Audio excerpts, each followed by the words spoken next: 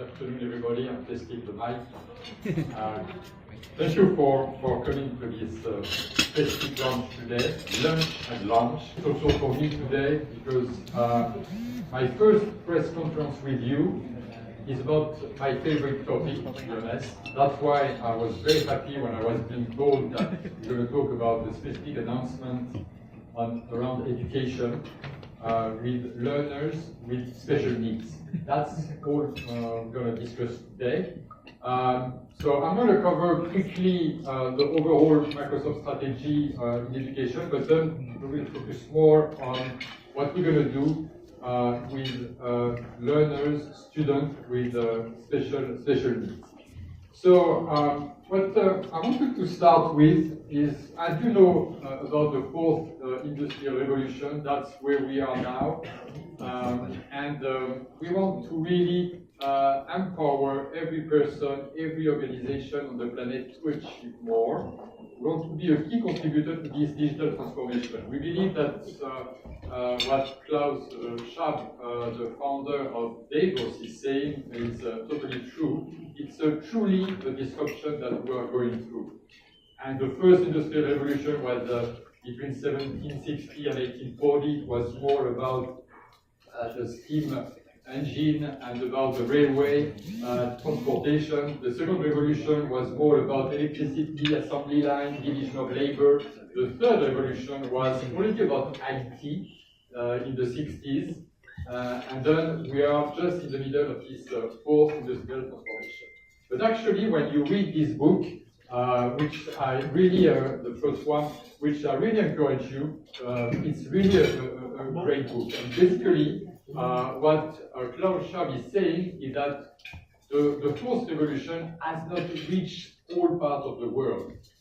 Actually, 17% of the people are not even in the second industrial revolution, because 17% of the people of the world population has no access to electricity today. 1.4 billion people. And if you look at lack of internet, 50% of the world population has still no access to internet. So when we are talking about industrial revolution, we have to take that into account, and that's also part of our strategy to help the off-grid location, the remote location, to really unlock the potential of some of the population in the world, including Philippines, with specific initiative around this. So we have a firm commitment in education and in digital transformation, and to empower those students, those learners with special needs. That's clearly what we are doing. I want to share with you a survey that we conducted with specific C-level executives in education to show you that these C executives are fully aware of the impact of the digital transformation. And basically, they see the sample that we use. It was between October and November. We interviewed a few hundreds of C executives in education. Some of them are decision makers. Some of them are in a position to influence. And we asked them actually a question about the digital transformation. Do they agree that every organization needs to transform into a digital business to enable future growth? And it's kind of obvious, the answer, you might say. 87% are saying yes.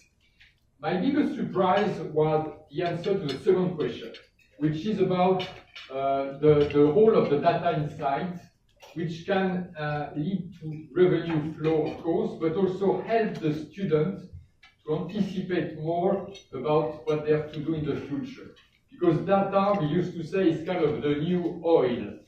So really the new currency. If you have to really remember something about this digital transformation, it's about this notion of data.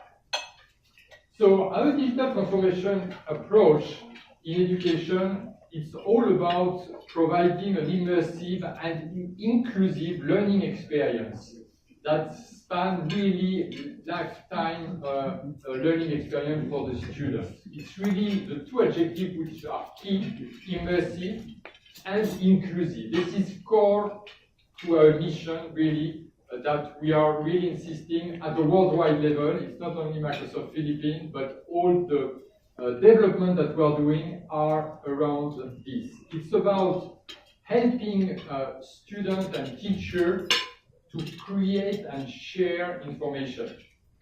It's also empowering teacher and learner through doing and achieving something. And if you think about Minecraft, that's the reason why we bought Minecraft. It's about creating a virtual world, it's about creating something, sharing something, and doing something.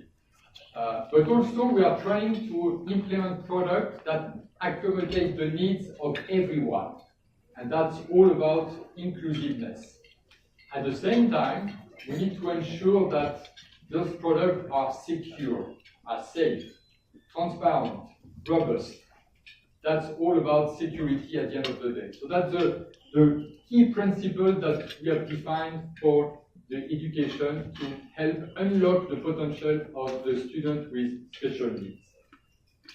The digital transformation, we are probably are familiar with these 4 pillars of the digital transformation in the businesses. You're probably less familiar with the digital transformation in the context of education. The first pillar is how to engage your students, how to empower the teacher, how to optimize the institution, and how to transform the learning. And behind each of these pillars, we have really designed a clear principle, clear action item. In Philippines, as you know, we have 700,000 teachers, approximately 25 million learners or students, 1.4 billion at the worldwide level. We are a very young population, a lot of learners. So the opportunity for help is massive in Philippines. So we are fully supportive what DPED is doing, the Department of Education, with the computerization program. We are also fully supportive of what DPED wants to do with the educator, and we want to empower students and educators through productivity tools like Sway, like OneNote, like Office, like Minecraft, like Microsoft Edge. So we are really investing massively in those tools. We are also investing in optimizing institutions. This is a third pillar, which is probably you have heard EGG project, which is a self-sustaining and full functional classroom in off-grid location, where we're going to provide a classroom up to 50 seats, where people have no access to internet. We're going to use TV white space technology. So this is what we call here optimizing institutions. We have identified 6,000 locations in the Philippines where there is no access to network. So that's an area we are investing. And transforming learning through the mapping of the DPED. And that's where we are investing massively in curriculum, especially for the students with disability or special needs. So that's the investment that we have been making for many years. Not only in Philippines but outside Philippines, but we are working really closely with the DPED on this specific initiative, and it's really a partner. And you can see that DPED ensure inclusive education for learners with special needs. We are fully aligned with what DPED wants to do with the students, and that's why we are partnering very closely, almost every day, on this specific initiative. So today we're going to announce several things, but first let me share some global programs that we have also announced, and I was lucky to be the CEO of Microsoft India, and we announced a specific initiative called Microsoft Intelligent Network for Eye Care, which is for the visually impaired students in India at the origin, and then it expanded to US, to UK, to Australia and Brazil, It's a network of university and institute and research institute working on high care, how to help the students or the young people to identify early their visually impaired disability. And it's a huge investment that we are making. It's not about education, it's about identification of the disability. That's clearly what it's all about here. We have also developed specific learning tools. We have some adding feature, for example, on OneNote for the people with dyslexia.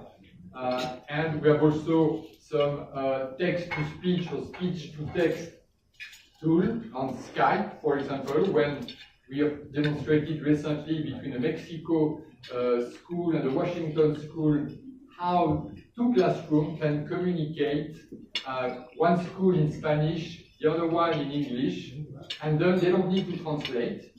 And also, it's true for the visually impaired, the speech to text, and the speech and the text to speech, or the hearing, the visually and hearing disability. So we are investing massively in those learning tools.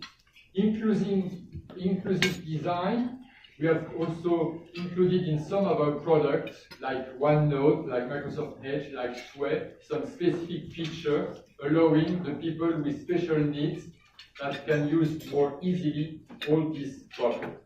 So as you can see, it's a huge effort that we are making, because we believe that if we allow those people with special needs to learn early, they're going to benefit lifetime. And it's an unfair treatment for the people with special needs not having this education. It will be a barrier to employment for the rest of their life. So that's why we have a passion for that. Microsoft Philanthropy is investing massively also in this initiative through the cloud. So you remember that last year Satya Nadella announced a $1 billion investment in the cloud in Microsoft Philanthropy. We have already donated $465 million to 71,000 NGOs. So we are investing massively as part of it. In Microsoft Philippines, we have donated $1.4 billion so far, and we are supporting different partnerships. And that's also what I want to share now with you, is one of the partnerships that we're going to discuss is about Atrieve. Atrieve is a partnership that we have closed a few years back, but we have reinforced the partnership with Atrieve last year. Atrieve is represented here by Tony and Carol. Am I right? Yes. So we're going to show you a video of Atrieve, because this is for the visually impaired student. What we have been doing together, but I'm really grateful for the team, and they are sitting at this table on my left.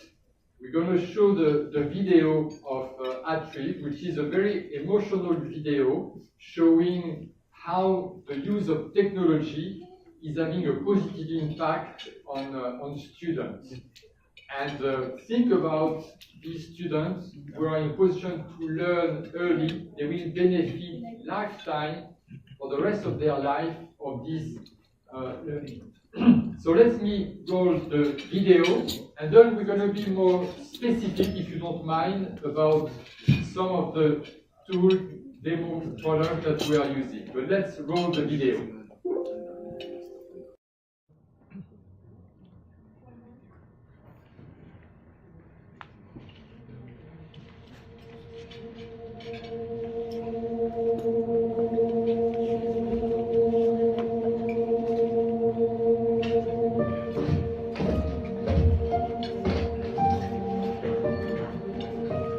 Usually 4 or 4:30 ako nagising. 6:15 ng umaga yung klase ko, so maaga po talaga yung kailangan.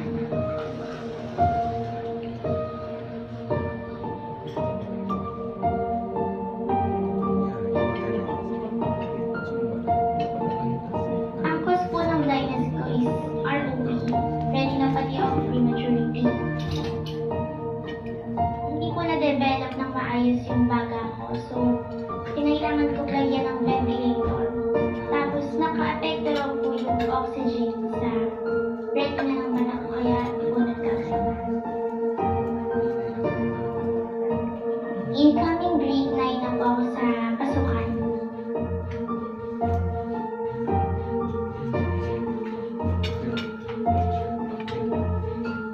Actually, ako lang po yung blind sa section namin. So, sumasabay lang po ako sa kung anong ginagawa nila. Like quiz or exam. Minsan, nagpapabasa ako sa mga klase ko. Tapos, binibigyan ko yung support. Minsan naman din ako punta nila sa SPED. Parang yung SPED teacher din yung magbabasa sa amin.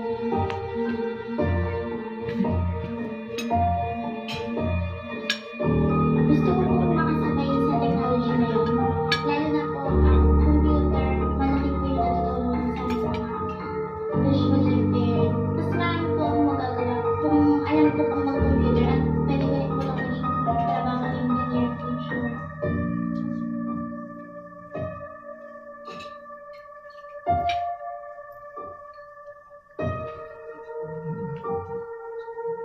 So Achieve has been our partner for over 10 years now. We are working with them to support their digital literacy efforts for the blind and people with low vision. So from our end, we provide them the curriculum, we provide them the materials, specifically on productivity to help those individuals be more apt with what's happening in the digital world today.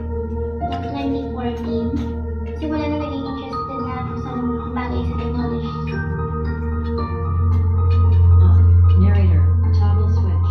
Ngayon po, nag-aaral ako ng ICS or Intro to Computer Science. May kinalaman po siya sa HTML, CSS, and Python programming. Achieve was officially started last 1994, just like a club for blind people who volunteered themselves to teach computers to other blind people. Between Achieve and Microsoft actually started 2008 when Achieve received a cyber grant from Microsoft. But there was a bigger partnership which was entered into last 2016 to run the project and some donations for hardware and software. Currently, the courses being offered by Achieve are the digital literacy training, wherein we teach Windows, MS Office like Word, Word window, blank document button. Excel, PowerPoint, Microsoft Access, and basic troubleshooting. And then, the other part is what we call the soft skills, wherein we teach blind people personality development, self-affirmation, and presentation and platform skills workshop. When we see potential in them, we give them the opportunity to be trainers so that they can then pay forward by teaching others. Ako po si Mark Brian Duniego, 24 years old, ipinanganak na low vision. Graduate ako ng Bachelor of Science in Psychology. Malaking bagay po sa akin ang pagtulong lalo-lalo ng Microsoft dahil binigyan nila ako ng bagong opportunity, bagong kabanata sa aking buhay. Nagkaroon ako ng trabaho dito bilang instructor, nagtutulong ng mga kapwa ko visually impaired, nagte-training sa mga training na natapos ko na dito at naipasa ko na. Pinanganak akong sighted as in wala talagang walang problema sa paningin. Dati akong seaman, isang licensed marine engineer. And sa ngayon, yung paningin ko ay maraming bagay yung nagbago sa mga kakilala ko. Nahiya ako magpakita. Pero sa tulong din ng mga kapatid ko, mga pamilya ko, lalo nung nakapag-aral ako, yung isip ko na mas may marami pang opportunity na makukuha.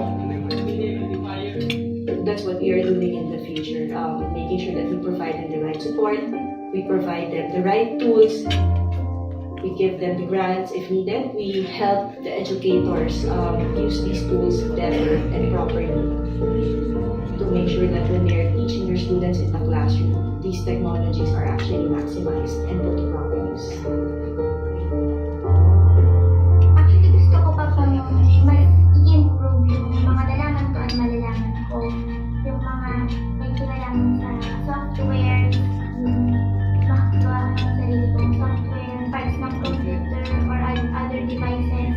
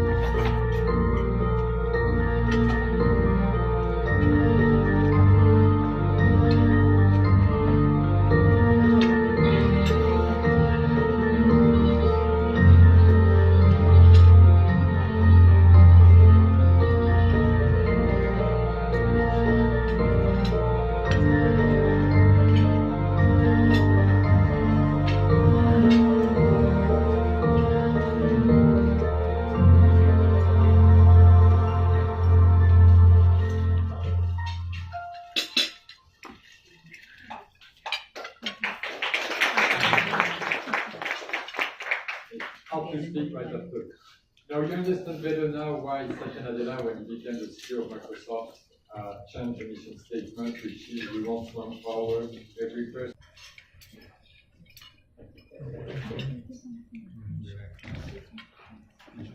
Good afternoon. Yeah, I'm going to stand here because I'm going to do my demo. Right, so earlier on, you've seen the story of Crystal, Brian, and Ernie, and how Microsoft partners with institutions like Achieve in helping the visually impaired aspire for a better future. Every student has special learning needs. Aside from the physical impairments for vision, hearing, speech, and mobility, there are also other disabilities, learning disabilities. They could be dyslexia, dysgraphia, print disabilities, ADD, or Down syndrome. And students with these types of impairments are perfectly able to learn, actually, so long as information is presented to them in a form and at a pace that is appropriate for them. So our goal, learning knows no boundaries. Technology should be the equalizer, and that kind of opportunity should be given to all and not just a few. Our accessible technology is built on these three pillars. If you look at the accessibility features that we have, they allow adjusters to meet all types of impairments. We have assistive technology products that are very compatible with our operating system, and most of them are actually free. Now, I want to show you a demo of the OneNote learning tool and how this can actually help children, even young learners, with their reading challenges in the classroom.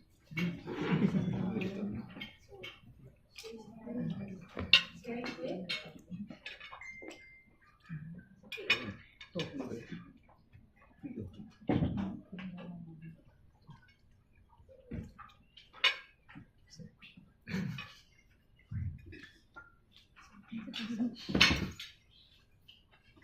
So this is a short story about the lion and the mouse. And we have grade 2, grade 3 teachers who have actually given us feedback that I'm handling a student of 50. I have a class of 50 students, and not all of them can actually read at the same time. Some are fast readers, but some are actually behind with their reading skills and speed. We have a tool in OneNote called the Immersive Reader, and let me show you how it works. So, as a teacher, I was able to, for example, I'm the teacher, I was able to print this in Word document, and I could just put this straight in OneNote.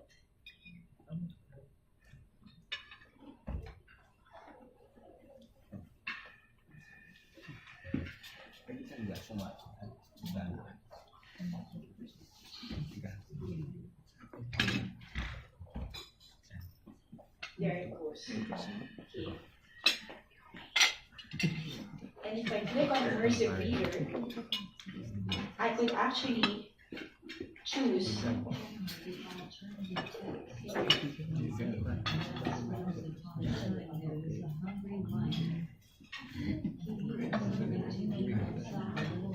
I can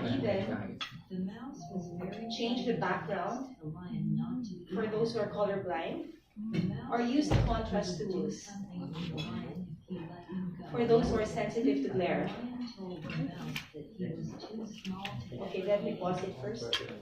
I could also use the syllabification features. Just a minute. I could change the font size, spacing, because some are actually sensitive to how the letters are spaced and the lines are spaced. Like that, and I could do syllabification.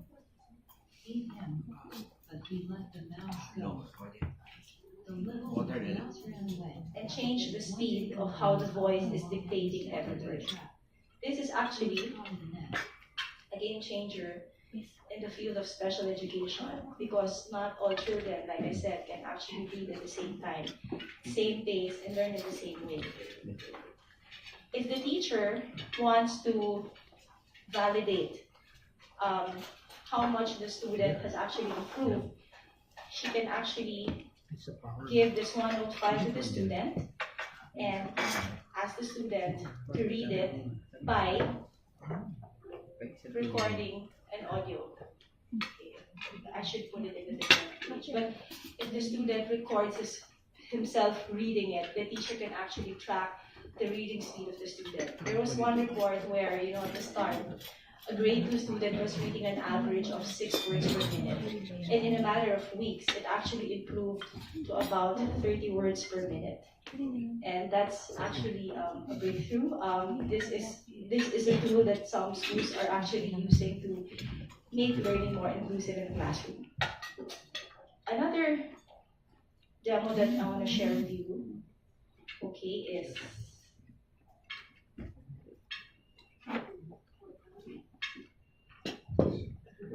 the Windows speech recognition. It lets you control your PC with your voice alone without having to touch the keyboard or the mouse. So this works for people with mobility impairments. And other assistive technology like the eye gaze project tracking, where you just use your eyes instead of having to touch the keyboard or the mouse. For the deaf, we have the sign language translator. It's an assistive technology where it's a graphical sign language translator for people for the deaf to be able to communicate with those who are not familiar with sign languages. Okay, now let's go to Skype. Okay, who doesn't use Skype here? I assume everyone uses Skype. Okay. It provides real-time, it allows the deaf to communicate real-time because it's Skype. And it provides an online transcript of the conversation for the deaf to be able to understand the communication that's going on. I want to show you a demo also of how we use Skype as a tool for inclusive learning in the classroom. Can you see it? Because some schools also feel that language is a barrier and it could be a form of disability in the classroom. Okay, I want to chat with my colleague Grace in Filipino. I speak Filipino. I speak English and Grace speaks in Filipino. So all I need to do is in the instant message part, I just need to enable the translation. Okay, so I speak English, Grace speaks Filipino. So let's see what Grace has to say to me.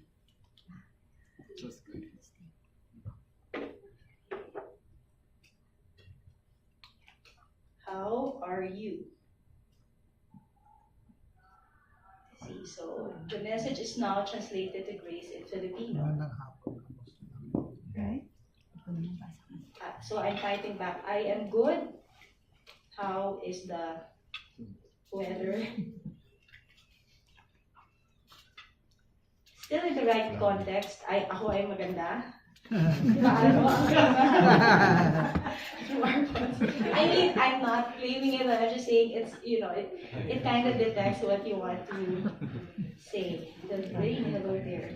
It's raining here. See?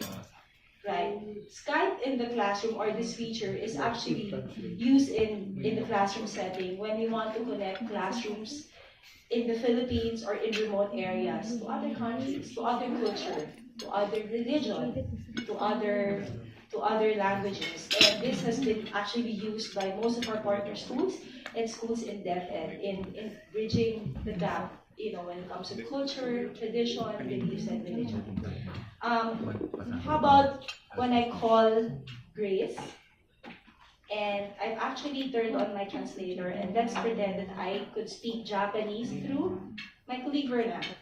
So Verna is actually a Japanese-speaking PR lead of Microsoft Philippines. Okay, here you go.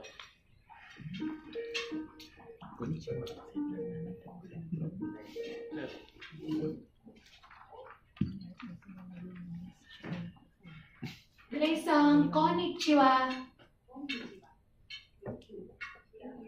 どうぞよろしくお願いします。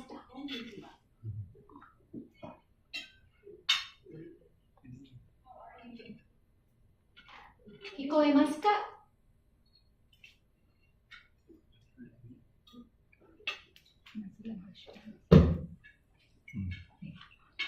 It needs the mic here. Grace-san, konnichiwa.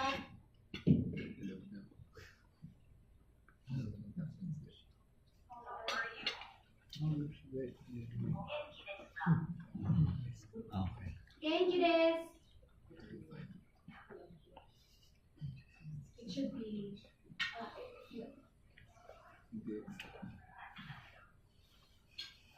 Ikimashou.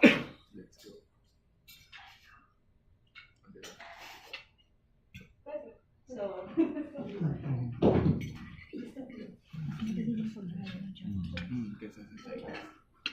thank you, Grace.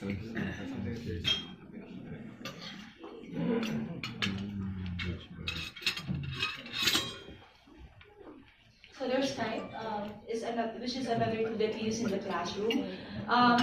The last thing I want to show you is the accessibility checker in Office.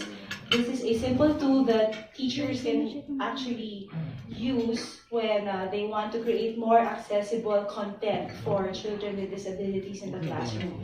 It provides them, feedback on how to make it more accessible. It says why you should fix it and how you should fix it. Let me give you an example. And it can be done via PowerPoint, Word, or in Excel. So for example, this PowerPoint presentation, if I want to show, okay, if I want to check how accessible it is, it will give me feedback on, okay, they're all words, but you lack title slides in certain decks, or you need to add more description on the pictures, because when a visually impaired student is accessing the file, it's just going to say blank, blank, blank. No, it's kind of annoying to the ear. So we have to be sensitive to that if we want to create more accessible files for them.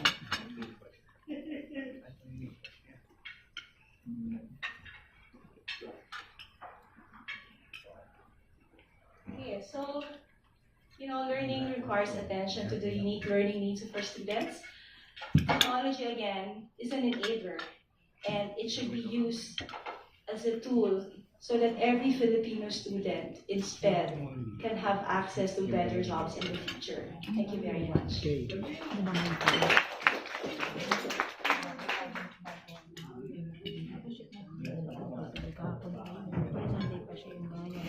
Thank you. Thank you, Isang.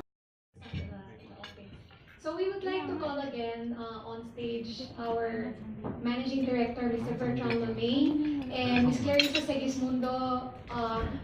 Here, we are ready to answer your questions. I hope you enjoyed the video we launched. The video we launched is just one aspect of how our technology can empower and engage all students regardless of their ability. So we want to engage all. So our technology is inclusive. And of course, we can do that without our partners like Atrieve. So we, again, like to acknowledge the presence of our founding President of Atrieve, Mr. Tony Llanes, and Ms. Carol, who's the COO. So we have the floor open for questions. Enzo and Kathy have the mic, so feel free to ask the questions. Riz, okay, first question. Question number 1, yeah. How do you plan to scale up this program?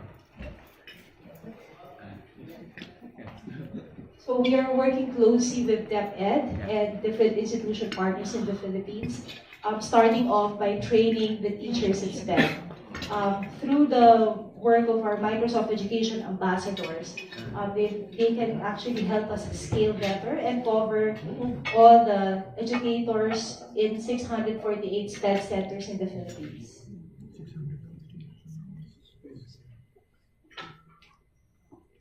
Yeah, so other questions?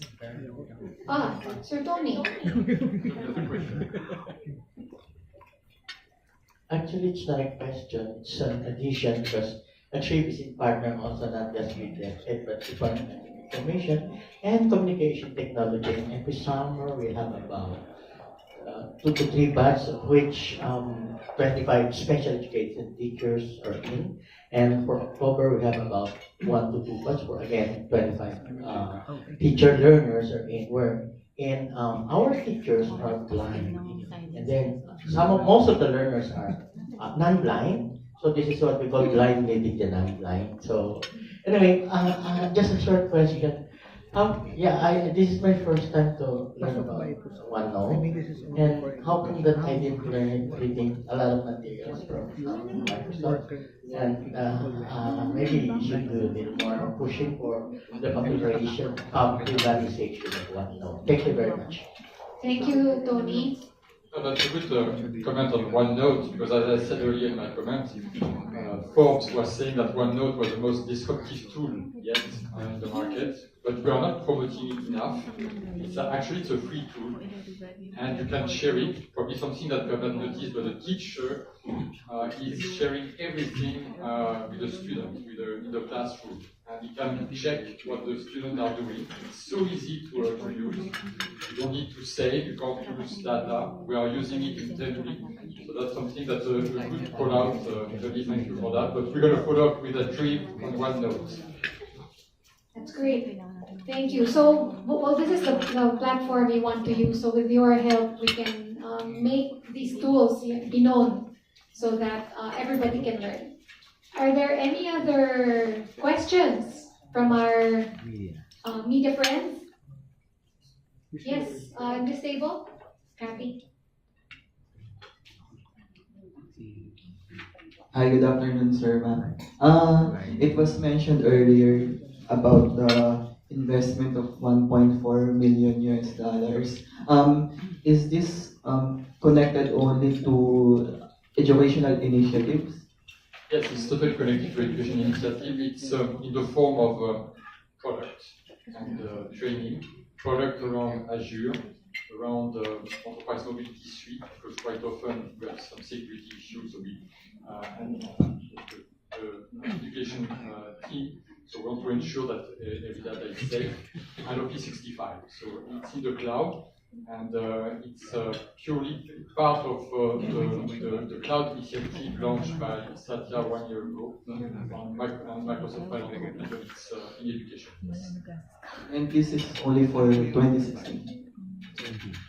It's year to date, I would say, yes, but it's we have spent only half of the worldwide amount. As I said earlier, $1 million. We have spent $465 million. So it's still a program. It's not over. It's still going on, and we don't know what's going to be the next step. Probably Satya will explain it. Thank you, sir. Back, the gentleman at the back. Yes. How do you guys plan to implement this? Do they need to purchase a software?